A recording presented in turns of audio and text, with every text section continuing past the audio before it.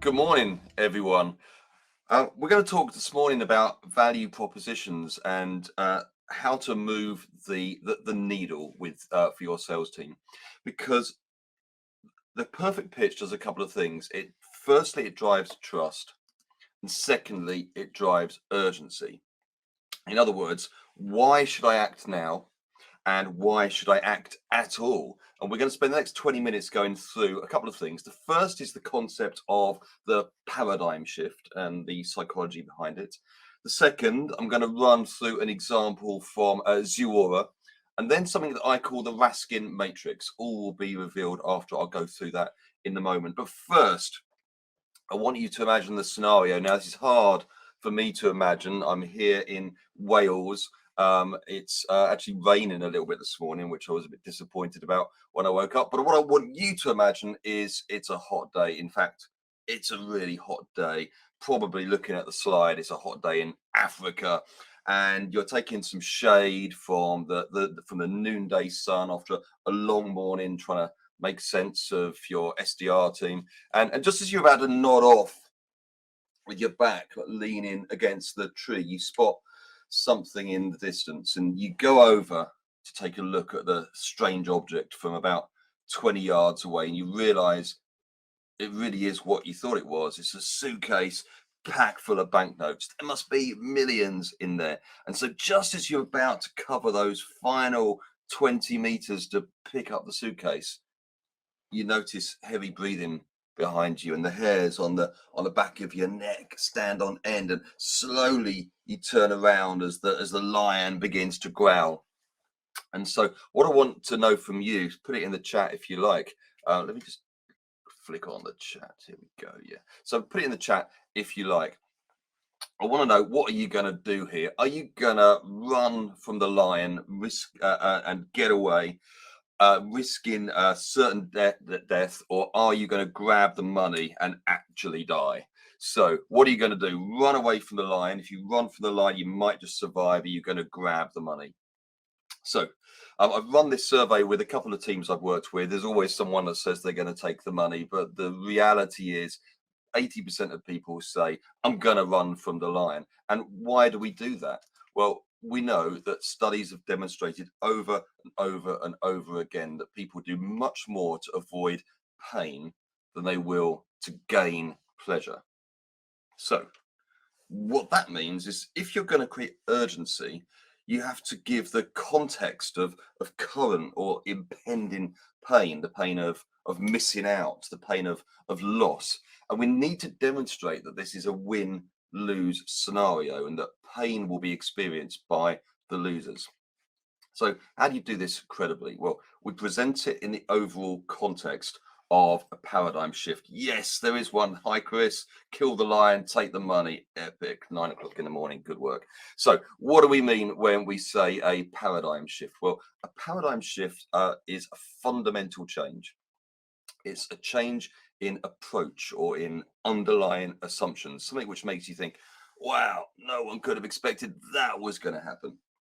Coronavirus is a great example of a paradigm shift. We know, I mean, we're all here on this platform instead of being in person with James and the team. We know that we no longer need to come to the office all the time. It's cheaper for us to not travel. It's cheaper for the business. We've realized as business owners, we can trust people. Who would have guessed? We can trust people, or we can spot who we can trust in ways we didn't believe were possible when we thought everyone had to go into an office every day. We've experienced a paradigm shift. It's a fundamental change in the wider economy. And when a paradigm shift happens, we are compelled to change, or we get left behind. Let me give you an example. One of my clients is closing their main office space. They're opening smaller Soho house type spaces that will be welcoming for clients, appealing for workforce collaboration. They employ 100 or so people, but they don't expect to have more than 20 or 30 ever in the office at the same time. And that's working for them. They're attracting top talent by preempting the shift that they see coming. So just like this, as revenue teams, we can create trust with our buyers by getting them to remove what I call the buyer beware label. So you may have heard this phrase before, that feeling you get when you suspect that you're being sold to. I'm just going to explain buyer beware to you quickly. Just imagine for a moment, you shouldn't need too much imagination for this at 9 o'clock in the morning. Imagine you go into a clothing store, the shop assistant comes up to you and he says to you immediately, "Hi, sir, hi, madam, can I help you?" And you say, what do you say? You say, "No, thank you. I'm just browsing. I'm just looking. I'm okay, thank you." And sometimes you even hold out your hand in this kind of universal symbol of get out of my cave, like this kind of Neolithic thing that we do. And then we go over to the jeans and we're looking for the trousers and we can't find the size that we want. And so we're looking around. Where is the assistant? Nowhere to be found now. Eventually we find them. We say, "Hey, can you help me?" And they say, "Well, what exactly are you looking for?" And you say, "Well, you know, I don't really know. I'm sort of a size 32 waist, but sometimes I'm a 33, and I wanted that color that I saw on the advert, but I can't see it." And they're like, "Well, why don't you come in the back here? We've got the sale items. So sometimes we have to size up. So let me give you two pairs." You're instantly being helped. You're being assisted. And buyer beware, that barrier that you put up, that "I'm just browsing" barrier, that drops away. And it drops away because now you need some help.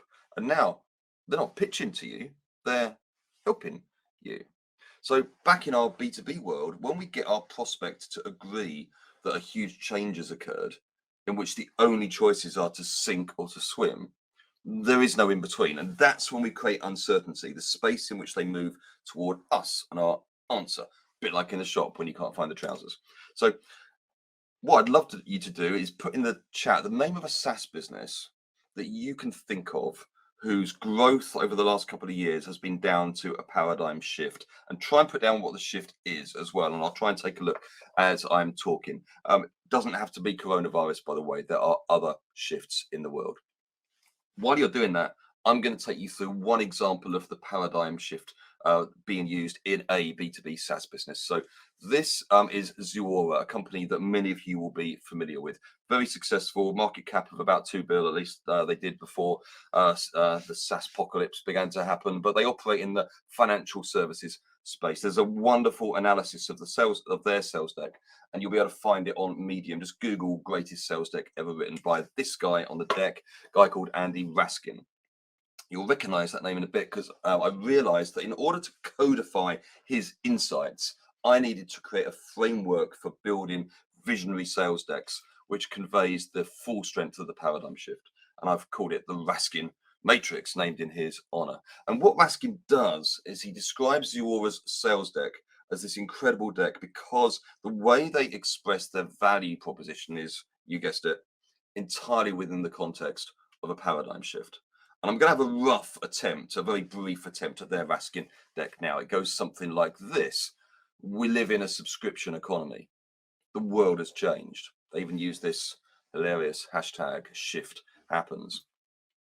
And they say during the 1970s, we all bought products which became products and services by the 1990s. In the 2000s, we became customer centric, and now we are relationship centric. Now, doesn't really matter whether Zuora are right or whether they're not right. Their explanation makes sense. We probably don't question it. We're like, "Oh yeah, Zuora, you're right." The point they need to land is there is this ongoing shift, and inside that shift, there are winners. And where there are winners, there are losers. So how do they describe the winners and losers to land the punch? Well, it goes a little bit like this. In the last 15 years, 52% of the world's Fortune 500 companies have disappeared. 52%, that's 260 of them. In 1955, businesses remained in the Fortune 500 for an average of 75 years. Now it's just 15. So on average, if you made it into the 500 in 2005, you already disappeared. You've gone. That's a pretty cool win-lose scenario. Think you've done well, you won't be here in a few years. So if you want to play along, you can stick this in the chat. If not, don't worry, I'm going to give you the answer eventually. But what I'd like you to think about is, what do the companies in each of these three groups have in common? This is Group A: American Motors, Brown Shoes, exciting, Studebaker, Collins Radio. You can read the rest. is Group B: Boeing, Campbell Soup, General Motors, Kellogg, Procter and Gamble, and finally Group C: Facebook, eBay, Home Depot, Microsoft, etc. Any clues? I'll give you the answers. All the companies in Group A were in the Fortune 500 in 1955. All of them are now gone. All the companies in Group B were in the Fortune 500 in both 1955 in 2014, and all the companies in Group C were in the Fortune 500 by 2014, but they weren't there in 1955. So let's go further. If we compare the Fortune 500 companies in 1955 to 2014, there are only 61 companies that appear in both lists. In other words, only 12% of the Fortune 500 in 1955 was still there 59 years later. And almost 88% of them have gone bankrupt, they've merged, or they've fallen out of the Fortune 500. And if you look at Group A, most of those names are unrecognizable. And yet, in Group B, IBM is still on the list. How did they do that? They had to shift. They started their life as punch card tabulators, whatever the hell that is. You'll have to Google it because I don't know. But what they now do is provide cognitive data services. That's the category that they place themselves in. IBM still exists. 12% of these companies exist. What did the 12% understand as the paradigm shift happened? And the 88% failed to understand. So the Zuora pitch continues. What is the common thread that joins those winners together? What is it that the winners observed inside the shift that enabled them to choose a strategic direction that enabled success? If I scroll back up the chat, John says, deal. What they noticed is that remote work enabled something exciting for payroll. They had to choose a strategic direction that enabled that success, and that had to differentiate themselves from other payroll providers who went in other directions. In Zuora's case, obviously the losers were those that disappeared from the Fortune 500. So how do you be an IBM and not a Detroit Steel? So the common thread for them, for Zuora, was they realized that customers expect so much more. They now expect a full subscription experience that delivers ongoing value, delivers memorable experiences, immediate fulfillment. It's real time, that delivers highly customized, personalized moments. And any organizations that are unable to do that, well, they will disappear. Well, how do you do that? How do you be one of those winners? Well, Zuora were able to demonstrate that you can't provide that personalized experience with old world traditional records for each customer. Your name, your email, your phone number, that's not personalized. They came up with this concept of the subscriber identity record. So that means the purchases that were made, the products they were bought, drawing inferences from the price they paid, the promotions they cared about, a richer additional information which allows their customers to build a multi-dimensional picture and enables delivery of the personalized subscription experience. And so they close off by giving some social proof. They have this wonderful quote from the CEO of Box, Aaron Levy, and he says, there was a pre-Zuora box and a post-Zuora box, and it was really painful before you guys came along. So do you see what they're doing? They're identifying a paradigm shift. They're identifying that inside that paradigm shift, some people win and some people lose. And then they're identifying the common thread. So what we've uncovered is there's a psychology behind the paradigm shift. Disrupt, buyer beware, by painting a vision of the future, which is exciting, but creates uncertainty. We've looked at a well-known example of how it's applied, Zuora. And of course, the ultimate goal is to lower the defenses, to remove buyer beware syndrome, bring credibility and urgency, and to trigger that moment when a buyer comes into your shop and says, hey, can you help me? So now what I want to do in the remaining minutes is just walk through the Raskin matrix. And that's something that I put together to guide us through the principles that sit behind the Zuora deck and other decks like it, and to enable you to create your own version of that visionary deck. And there are 5 different categories. And I'm going to talk you through the theory that underlines each of these 5 principles. So the skeleton runs like this. The world has shifted. In this new world, there are winners and there are losers. There is a thread that is common to the winners. Here is the framework, the concrete criteria that they applied in order to succeed. And here's some evidence that we can all make this come true. What you may notice here is that we don't pitch our products at all. This is bigger than us. This is a grand vision of what the world can be like. And of course, at the end, when we deliver it well, they will want to know how we can help to make this dream a reality. That's when we get to do our demo or our sales pitch. So, the big relevant change in the world, what is it? This is your reason for being. It's the reason why your business exists. It's linked to your mission. It's the shift that you've identified in the world. What you're looking for is something hashtagable. You want to think of something that you can imagine the rest of the world talking about. You're trying to create a way of expressing your reason to be in such a way that the world grabs it and expresses it in the same way. As an example, one of my clients has identified their shift as the open talent economy. So what's that? Well, that's a world where you can work anywhere. You can hire from anywhere. Flexible working is the norm. A world where if you can work anywhere, suddenly you've got all of this choice. The control is with the employee, but if you're an employer, suddenly you have choice too. You can hire from anywhere in the world, and yet you also have greater competition. The open talent economy is a really different state to the one that went before. It's a shift in the way that we look at the world.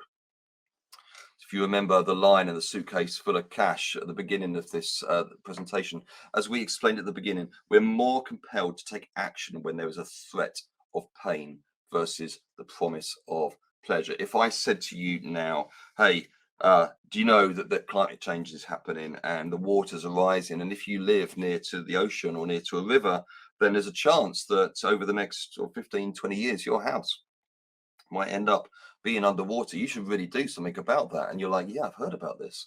I should probably do something about that. That's true. We probably should think about moving house. We shouldn't live so close to the river. This isn't good. But then you go back and you listen to the next presentation at 9:20. If I said to you instead, hey, look, I'm really sorry to be the bearer of bad news, but your house is almost underwater. The water is at the front door. You'd be like, I've got to go. I've got to rescue the cat. I've got to get my stuff upstairs. You'd be out of here to go and deal with that. So you would act immediately because of the pain. So that's why in the Zuora example, the author of the deck describes that even Fortune 500 companies can disappear really, really fast. When I was at Ametria, our winners were Farfetch, Made.com, brands that you will know. Losers were the likes of Toys R Us, big brand names that failed to adapt to that change, failed to react when the water was at their door. But the winners do adapt. And it's this urgency around not being a loser which compels action. It gets your prospect to move more quickly. The common thread is arguably the most important of the factors here. Just identifying a paradigm shift and who the winners and losers are doesn't tell you much. If you want to avoid being the next Toys R Us, we need to know what it is that the winners identified to be done in this new world. And we can see that happening in real time around us now. Go back to that open talent economy example I gave you. HSBC have been in the news, cutting office space, embracing working from home. Goldman Sachs, on the other hand, believe this is all an anomaly. Everyone will be back in the office soon. One of them is definitely wrong. At Ametria, we identified that the winners repeatedly got their customers to come back again and again and spend more and to love the brand they were spending with. So what you're identifying here is this unifying theme that the winners spotted, which allowed them to respond to the challenge of the paradigm shift. It delivers this aha moment. So the fourth of the 5 categories is what Raskin calls magic gifts. Think of yourself as the fairy godmother waving the wand and you're going to show them the way. And here we move from visionary pitch to pragmatic strategic advice. And this is really important. We're demonstrating the concrete criteria which, when followed correctly, turn your prospect into a winner. And crucially, you're describing the framework. You're not pitching your product here. If we think back quickly to the Zuora deck, they don't pitch Zuora. They simply explain why the sophisticated gathering of subscriber data in the fields of demographic data, behavioral data, financial data gives a competitive advantage versus that old world of simply gathering traditional records, name, email, phone number. In their view, it's this 3-dimensional perspective of the subscriber, which allows the winner to flourish. And when you listen to that pitch, you should be like, yeah, that is what we need to do. We should be doing this. Gosh, can I have a copy of your deck, please, Zuora salesperson? That's really interesting. Changing the way that you think about the world. And then finally, social proof. Consider this quote. Look at this quote that's in front of you here. Before we used the Raskin matrix, we were considered just another vendor. After we used it, we were considered as a partner. Does that make you feel more or less likely to adopt this framework? So this is from a customer of mine commenting on the Raskin deck work we did together. Does this make you more or less likely to want to adopt the framework I've just worked through with you? Probably it makes you more likely because you can see someone who's probably respectable saying how powerful this is. So see the power of adding social proof. And this is where in your deck, you probably want to add some logos or a quote like that box one I showed you earlier. Remember, you're still not pitching, you're just pointing out that you can make that dream reality. So just bring it all together now. What we've got inside the matrix is the following. There's been a big change in the world. Some organizations have lost, others have found a way to win. They did some very specific things. Here's a couple of organizations that did it. Look what they said about it. And that narrative arc is designed to trigger three goals. That aha ground shifting moment, triggering propensity to change. And then a little bit like that moment when you walk into the store and you see the trousers and you look at the shop assistant, you say, hey, can you help me? So that's what happens at the end of the Raskin matrix. Wow, can you help us with this? It drops the buyer beware barrier, gives the invitation to pitch, and gives your prospect the realization that they ought to act straight away. If you want any more information on any of that, just drop me a line on LinkedIn or send me an email. I'm sure you can get my email address off someone, and I'll be happy to talk further about any of that stuff. I'll hang around for a bit. If you have questions, put them in the chat. Thanks very much, everyone. Back over to you, Owen.